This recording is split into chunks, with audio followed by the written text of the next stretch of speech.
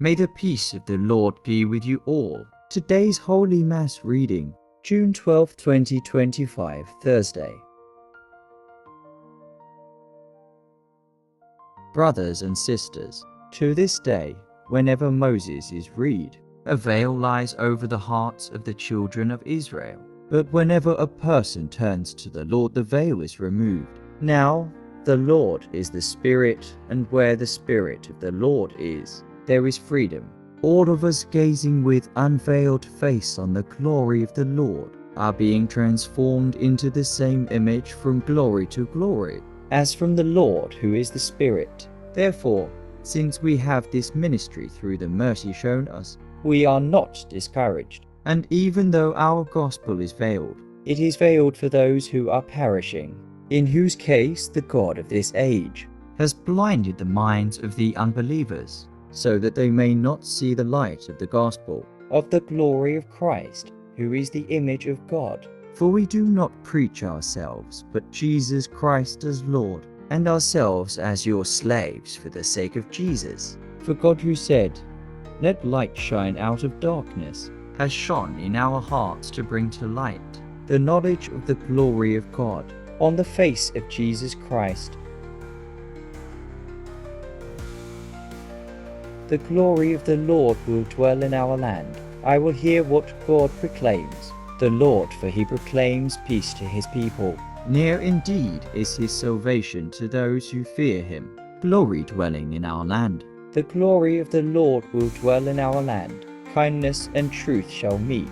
Justice and peace shall kiss. Truth shall spring out of the earth, and justice shall look down from heaven. The glory of the Lord will dwell in our land. The Lord himself will give his benefits. Our land shall yield its increase. Justice shall walk before him, and salvation along the way of his steps. The glory of the Lord will dwell in our land. Jesus said to his disciples, "I tell you, unless your righteousness surpasses that of the scribes and Pharisees, you will not enter into the kingdom of heaven. You have heard that it was said to your ancestors, 'You shall not kill, and whoever kills will be liable to judgment.' But I say to you, whoever is angry with his brother will be liable to judgment, and whoever says to his brother, 'Raca,' will be answerable to the Sanhedrin, and whoever says, 'You fool,' will be liable to fiery Gehenna. Therefore, if you bring your gift to the altar, and there recall that your brother has anything against you, leave your gift there at the altar. Go first and be reconciled with your brother, and then come and offer your gift. Settle with your opponent quickly while on the way to court with him. Otherwise your opponent will hand you over to the judge, and the judge will hand you over to the guard, and you will be thrown into prison. Amen, I say to you, you will not be released until you have paid the last penny." The Gospel of the Lord.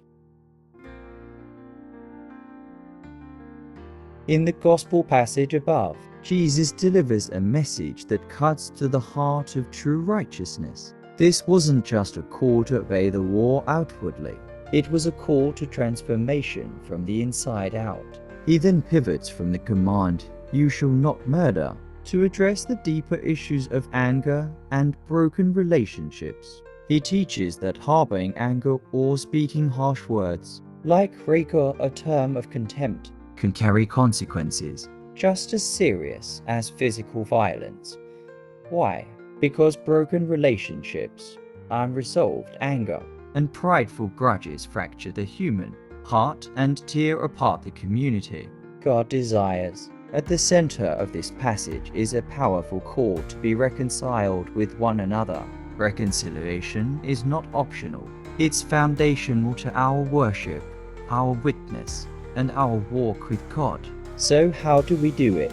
Let's say you're sitting in church on Sunday, ready to sing, pray, and listen to the word, but you suddenly remember that you had a bitter argument with your sibling last week. Angry words were exchanged, and you haven't spoken since. According to Jesus, the next right step is not to lift your hands in worship. It is to pick up the phone, send a message, or drive over to say, "I'm sorry.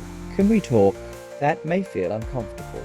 But this is the kind of righteousness Jesus calls us to do. Not religious performance, but radical love. Another example. Imagine you and a coworker had a falling out over a project. Resentment has built up. And though you haven't shouted or said anything harsh, you've been passive-aggressive, withholding kindness, and talking behind their back. Jesus says even this kind of hidden anger is destructive. Reconciliation might mean going to that person and saying, I realize I've let frustration get in the way of our relationship. I want to make things right. Why is reconciliation so vital? It reflects God's heart. God is the ultimate reconciler. He sent his Son to restore our relationship with him. When we pursue peace with others, we mirror his love. Reconciliation also restores community. Anger isolates, but reconciliation heals. Whether it's in families, churches, or workplaces, relationships are the fabric of community. We can't claim to love God while we neglect the wounds in our relationships with others. It frees us. Carrying anger or bitterness is like dragging chains. Forgiveness and reconciliation don't just bless the other person. They liberate you. They clear your heart for joy, peace, and spiritual growth. Reconciliation doesn't mean ignoring hurt or pretending nothing happened. It means facing the tension with humility and a willingness to restore peace. Start with prayer. Ask God to soften your heart and give you the courage to reach out. Reflect honestly. Have you contributed to the division? Be willing to apologize, even if you weren't entirely at fault. Choose love over pride. Sometimes the other person won't respond well. They may not be ready, but Jesus calls us to do our part. If it is possible, as far as it depends on you, live at peace with everyone. Romans 12:18.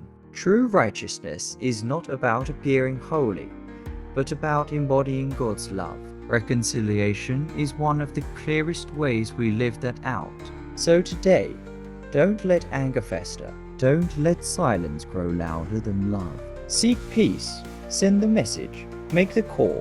Have the conversation. In doing so, you won't just mend a broken relationship. You'll bring a bit more of heaven to earth.